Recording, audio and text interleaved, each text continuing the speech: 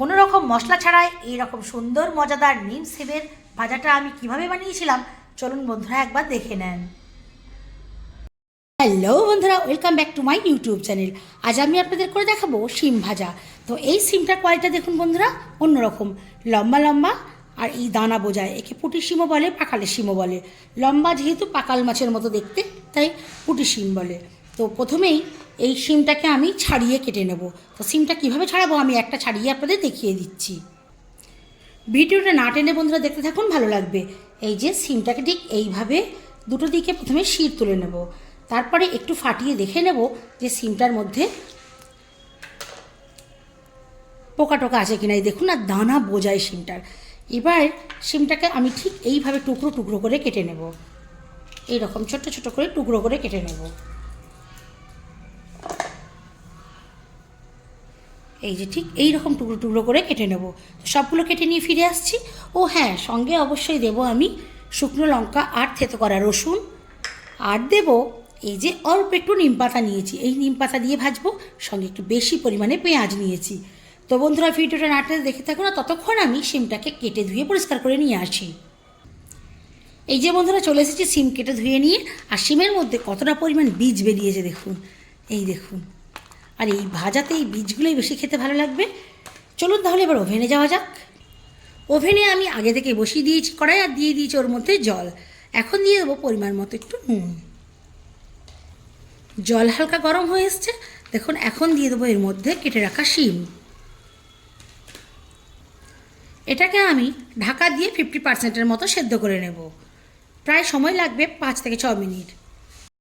তো বন্ধুরা ফিরে আসলাম প্রায় 6 থেকে 7 মিনিট পর। আর দেখুন শিমটা প্রায় সেদ্ধ হয়ে গেছে, 50% মতো সেদ্ধ হয়ে গেছে। তো এখন এটাকে জল থেকে ছেঁকে তুলে নেব। তো বন্ধুরা ফিরে আসি জল থেকে ছাঁকার পরে। ওভেনে আবারও কড়াই বসিয়ে দিয়েছি। এখন দিয়ে দেবো তেল।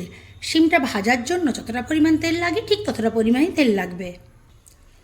তেল প্রায় গরম হয়ে এসেছে, আর গরম তেলের মধ্যে প্রথমেই দেবো নিম পাতা। এই যে একটু নিম পাতা নিয়ে এসেছিলাম, এই নিম পাতাটা। আর নিম পাতাটা দেওয়ার সঙ্গে সঙ্গে বন্ধুরা কেমন তেলটা চড়বড় করবে, আওয়াজটা শুনুন।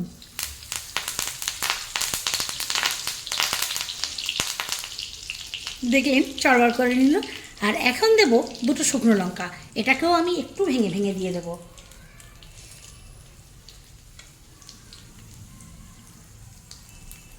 শুকনো লঙ্কাটা অল্প একটু দুবার নাড়িয়ে নেবো। শুকনো লঙ্কা ভাজতে বেশি সময় লাগে না, ফ্লেভারটার জন্য দেওয়া। আর এখন দেবো রসুন থেতো করা।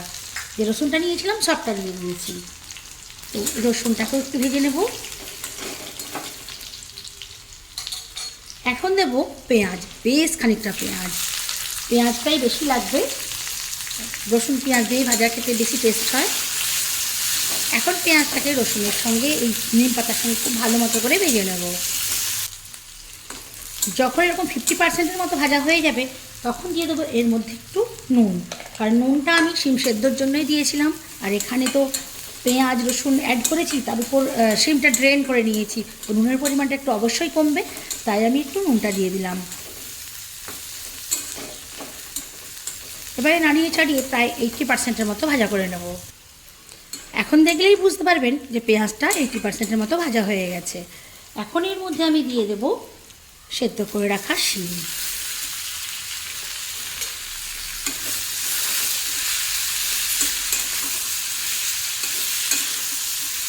ভালো করে নাড়িয়ে মেশাতে হবে, যাতে করে এই হালকা তিতো ভাবটা ভালো লাগে আর কি, মানে মিষ্টি মিষ্টি তেতো যাকে বলতে পারেন। আর হালকা হালকা গরম পড়ছে বন্ধুরা, এই সময়তে এটা খাওয়ার একদম মানে উত্তম সময় যাকে বলতে পারেন।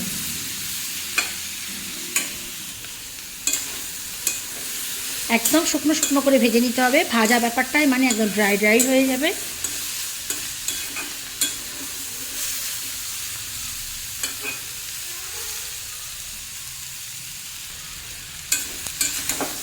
তলায় ভালো মতো লেগে যাচ্ছে। এবার শিম ভাজা হয়ে গেছে, আমি ওভেনটা অফ করে দেব। দেখলেন বন্ধুরা কত সহজেই কোনো রকম মশলা ছাড়াই হয়ে গেল শিম ভাজা, আর এটা অনেক অনেক মজার হয় খেতে। ফিরে আসছি ঠান্ডা হওয়ার পর। তাহলে বন্ধুরা দেখতেই পেলেন কত সহজে হয়ে গেল সুন্দর ঝুরঝুরে মজাদার শিমের ভাজা। তো আমার এই শিম ভাজা রেসিপিটা আপনাদের কেমন লাগলো অবশ্যই কিন্তু কমেন্ট করে জানাবেন। ভালো লাগলে লাইক করবেন, শেয়ার দিয়ে অন্যকে দেখার সুযোগ করে দেবেন। ও হ্যাঁ, কেমন হলো অবশ্যই কমেন্ট করে কিন্তু জানাতে ভুলবেন না। আর যারা যারা এখনও পর্যন্ত আমার চ্যানেলটা সাবস্ক্রাইব করেননি, সাবস্ক্রাইব করে আমার সঙ্গে থাকবেন। আর বেল আইকনটা প্রেস করতে কিন্তু ভুলবেন না। এতক্ষণ আমার সঙ্গে থেকে ভিডিওটা দেখার জন্য আপনাদের অসংখ্য অসংখ্য ধন্যবাদ।